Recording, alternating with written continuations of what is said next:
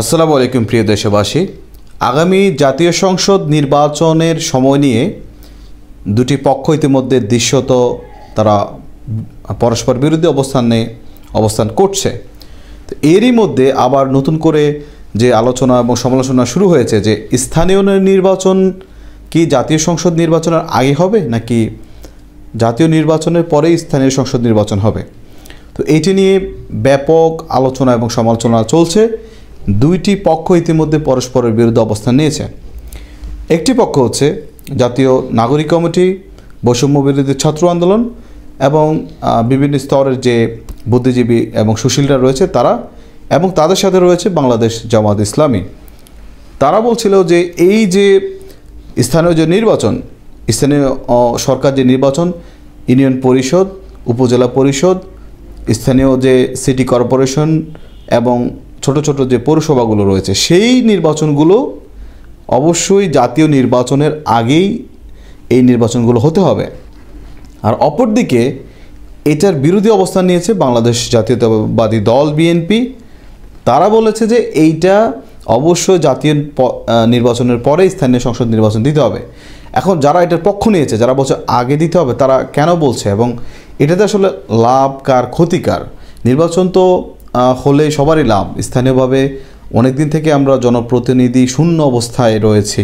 তো সেই জায়গায় যদি স্থানীয় প্রতিনিধি নির্বাচন হয়, সেটি আগে হলেও তো জনগণের জন্যই ভালো, পরে হলেও বা কী লাভ, আমরা সেটি নিয়ে আজকে আসলে একটু কথা বলতে চাই।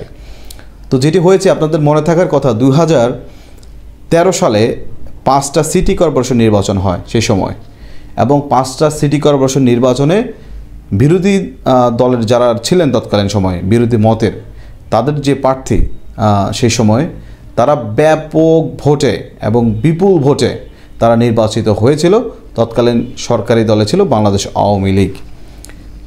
এর পরপরেই তো আমরা জানি যে পূর্ণ ফ্যাসিবাদের যে ব্যবস্থার যে কার্যক্রম তখন থেকে আসলে শুরু হয়েছিল। তারা নিশ্চিত হয়ে গিয়েছিল যে আসলে এই 5টা সিটি কর্পোরেশন নির্বাচনে হারার পরে এর কয়েকদিন পরে কিন্তু জাতীয় সংসদ নির্বাচন 2014 সালের 5ই জানুয়ারি যে নির্বাচন সেটি হয়েছিল, এবং আওয়ামী লীগ নিশ্চিত হয়ে গিয়েছিল যে আসলে ভোট করে আসলে এই মুহূর্তে আর কোনোভাবেই পরবর্তী সরকার গঠন করা অথবা ক্ষমতা যাওয়া সম্ভব না। এবং ঠিক এই কারণেই তারা আসলে ফ্যাসিজমের দিকে তারা আস্তে আস্তে এক সময় তারা পূর্ণভাবে সেটি কায়েম করে ফেলে।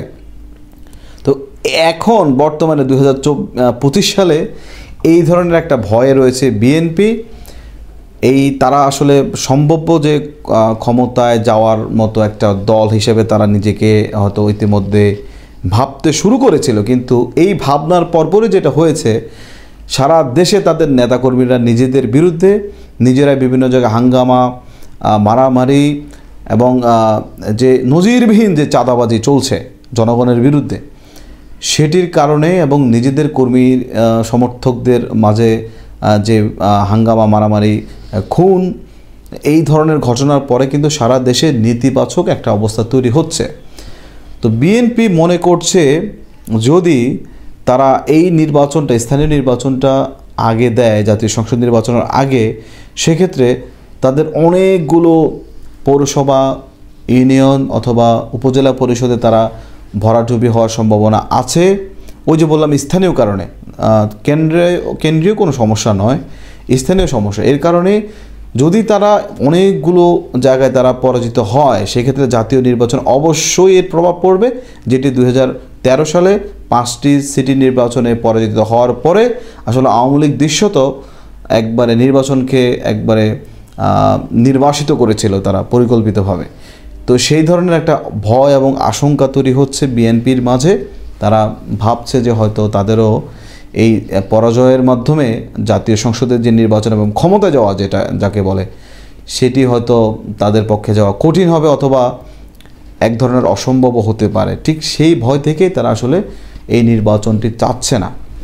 আর অন্যদিকে যে বৈষম্য বিরোধী ছাত্র আন্দোলন, জাতীয় নাগরিক কমিটি, ছোট বড় যে বাম ডান সংগঠনগুলো রয়েছে এবং বৃহত্তর যে রাজনৈতিক দল বাংলাদেশ জামাত ইসলামী, তারা বলছে না, এই মুহূর্তে আসলে আগে একবার স্থানীয় নির্বাচন দেওয়া উচিত, এই কারণে যে নির্বাচন যে কমিশন তারা যে তাদের সমর্থ রয়েছে, শক্তি রয়েছে, সেটা জানান দেওয়ার জন্য আসলে স্থানীয় নির্বাচন দেওয়া উচিত।